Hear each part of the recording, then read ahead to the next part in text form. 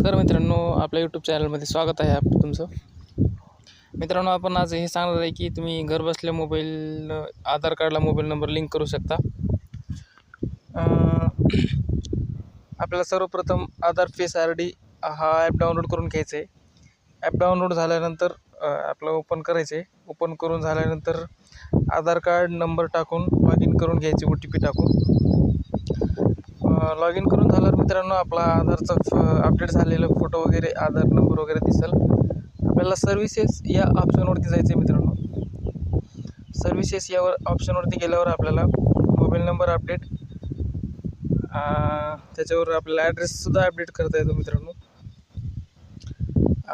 Mobile number update या ऑप्शनवर click करून पुढे जायचं आहे मित्रांनो. आपल्याला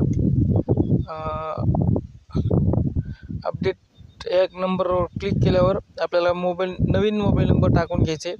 नवीन मोबाईल नंबर टाकल्यावरती आपल्याला जुन्या मोबाईल नंबरवरती एक OTP येईल. तो OTP टाकून आपल्याला OTP व्हेरीफाईड करून घ्यायचे.